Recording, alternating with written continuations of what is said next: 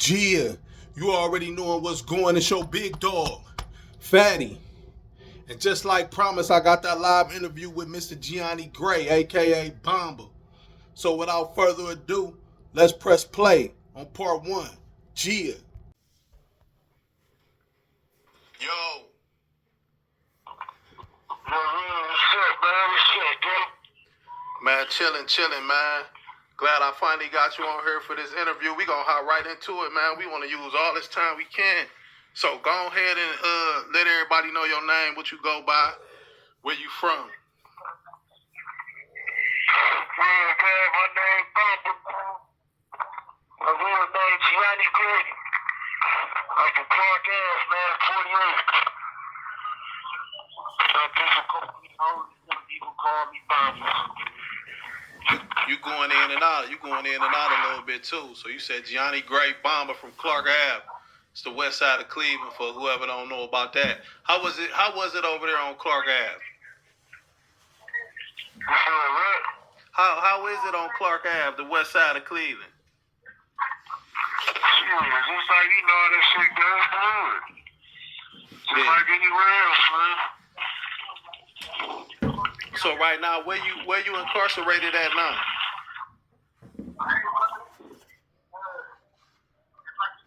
Can you hear me?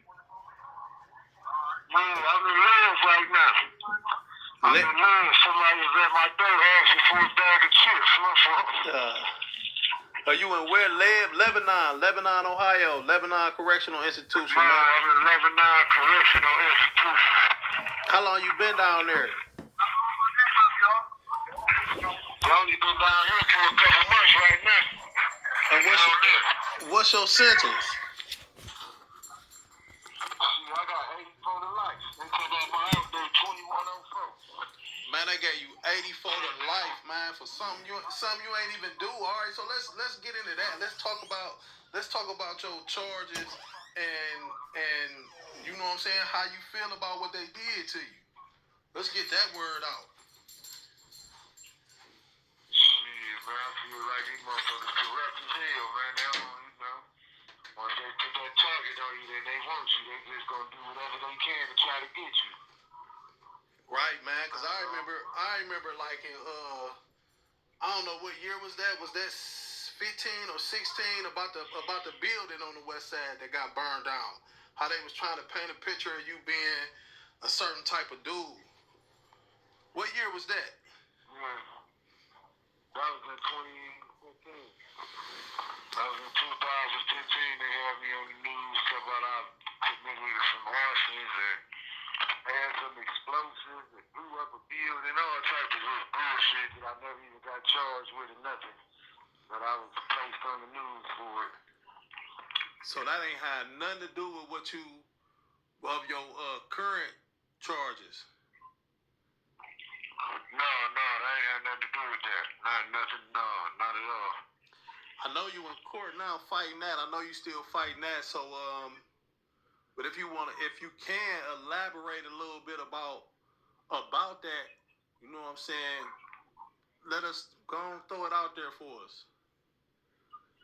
Well, see, it was a shooting off the freeway on West 117th. Two guys got killed in the car. They basically, when they first charged me, they said I was the shooter based on an anonymous tip. It was the only, they had two eyewitnesses. One of them they never even spoke to. I was never placed in the photographic lineup. Never, I was charged with a double murder based on an anonymous tip. Which is, when I had some stuff going to the feds determined that was unconstitutional, but the way they do things, now they basically saying, oh, well, I ain't got anything to do with it because you got indicted. But I don't even think I got indicted for real because my indictment is from 2018, but my grand jury from 2020. So I have a 2018 case number with a 2020 grand jury, which makes no sense. But so that's like my real big fight I'm fighting right now. But they slowing up everything else because they not answering. It's been pending. years. Wow. So you said you had a anonymous tip made them charge you. So when you went to trial, how long was your trial? My trial was about 3 weeks. It began on November the 8th, and then it went till December the 1st. But it was like a lot of stop and start in between with Thanksgiving and some, like a couple weeks. We went to trial 2 days a week. It was just like, it was a real, you know what I'm saying? It was like, they were just doing whatever they wanted to do. My judge, she used to be a Cuyahoga County prosecutor for about 10 years, so she became my judge in 2020. She was a Cuyahoga County prosecutor all the way up to 2019. So from 2009 to 2019, she worked for the Cuyahoga County prosecutor's office. So did anybody ever come to court and point you out and say that was him who did that? No. No. I didn't have no regular witnesses in my case. There was one lady, she said she was on the other side of the guy's car. She said she didn't see nothing on the other side of the car. She said, I didn't see nothing. I didn't see the person. There was another witness, he said he was directly behind it. He could see a black male, but the black male had no tattoos or nothing like that. As you know, I got tattoos going all the way down my wrist, my knuckle, my whole hand. He said he could tell it was a black male from the skin tone on his hand. But there was no tattoos on that hand, according to the witness. Oh, man. Yeah, it's crazy. And this witness was never shown. I'm the only suspect, only person never got charged. So I would think, like in these type of cases, you got a witness, you got a suspect, your next step is just put them in a photographic lineup and show it to your witness, correct?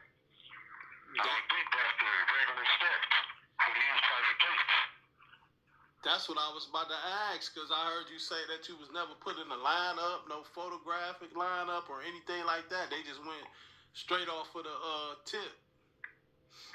They went straight off of the tip, and then when we went to trial, they asked, they got to tell about some, maybe I wasn't the shooter, I could have been not even there. But still had something to do with it. So they got the original complaint is sworn testimony. This is an affidavit. So when you say Gianni Gray shot and killed him while they sat in the car, this is sworn testimony. This is what you got to prove in the court of law. The prosecutor came in court and said, I don't know if he was the driver, I don't know if he was the shooter, I don't even know if he was there. But the evidence showed he knew something about something. So it was a completely circumstantial case based on anonymous tips. So that's like one of the main things. You got the right to face your accuser, but so that argument I lost in the state court appeal, but I can't appeal it up to the federal court until they answer my post-conviction petition. And what was the time limit they gave you to be able to appeal and get it back in court? Oh, you saying like, well, your first appeal, you got 30 days for your notice of appeal. If you don't do that, then your post-conviction petition, you got to do that within a year after they give you your transcripts for your direct appeal. So that had to be here by April of 2023. It was in. It's been sitting there since April of 2023 with no answer. So you said what? No, go ahead.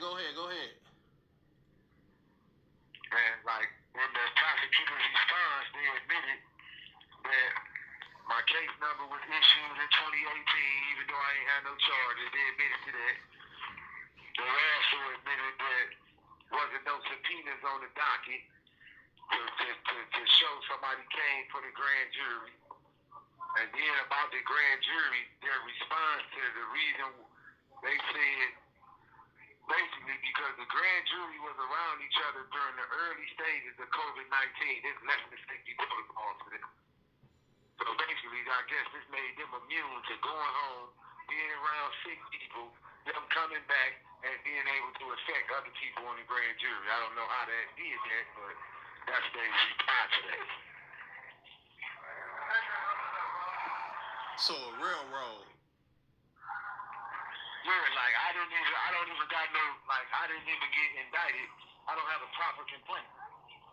So everything basically that they did is null and void because there was no grand jury there during the early stages of COVID-19. This is just a false indictment. I never even got properly charged with the crime from the beginning. So when they came and got you, how did they get you? Was it like a bunch of them, or you got how that happened? How you get took off the street? Well, I was in my building.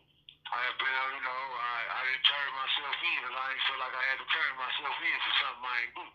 And then you just sit me in jail. You know what I'm saying? Like I said, the feds had determined that my arrest warrant was unconstitutional, so you should have never even been looking for me from the jump because of anonymous tip. That's not enough to charge somebody with a crime. And this is what's on my paperwork. Like on my charging document, it say this complaint is based on anonymous tips. This is what it say. So, I guess one of my guys told on me. Something like that. I don't know, but I looked out the window, it was like 50 police cars. And they kicked the door in, sent the robot up there. And, eventually, after about an hour or so, I came out and surrendered. They sent a robot in there? What the robot do? The robot just had a camera on it? Yeah, the robot had a camera on there. So they, I guess, the seriousness of the crime and whatever little word they got on the street, I guess they thought I was going to shoot at them or something, so they wanted to protect themselves. So you represented yourself. Talk about how that was with did they come to you with a deal? No, they never came to me with a deal. Like, my case carried the death penalty. Like, if you go on my docket here, actually see I filed motions trying to force them to put the death penalty spec on my case because if you put the death penalty spec on my case, like, to me, it goes to the death penalty. 80 to life, that's a death sentence. So whether I'm sitting right here, whether however it goes, you want me to die in prison. But in the state of Ohio, if you put the death penalty on somebody's case, the entire docket will go to the Supreme Court of Ohio. So now they won't be able to do nothing like all them little shiesty little stuff, or when I'm filing this and they taking this long to reply or refusing to reply to it. Well, none of that fly with them giving me the death penalty. So in my situation, one or more, if it's 2 murders, that's an aggravating circumstances. Or if you like on any type of parole or something like that, that's an aggravating circumstances. So I have multiple aggravating circumstances, but they didn't give me they didn't put the death penalty on there, even though I was basically telling them like, go ahead, put it on there, because I felt like more advocates, more people would help me in my situation if I had the death penalty. I feel like I'd have been out. You have 1 minute remaining. So have anybody reached out to you talking about, like, you know what I'm saying, trying to help in any type of way? No, ain't nobody trying to help. Once you get into this type of situation, don't nobody know the case better than me, so I'll be just basically, I'll be like a lot of the proof, a lot of anything I'm telling you about, I got the proof. Like if I'm saying there's no grand jury, you can go on my docket and see. I got all the proof. I got public records requests. I got everything to prove that there was no grand jury. But in this county, they're so corrupt. You had the proof, and they're still like it was just sit there instead of them doing the right thing. Yeah, so this part 1, we just getting started. So we gonna get the word out, let everybody hear, see what's going on, and you give me some proof, some paperwork or something, I definitely oppose it. Thank you for using GTL.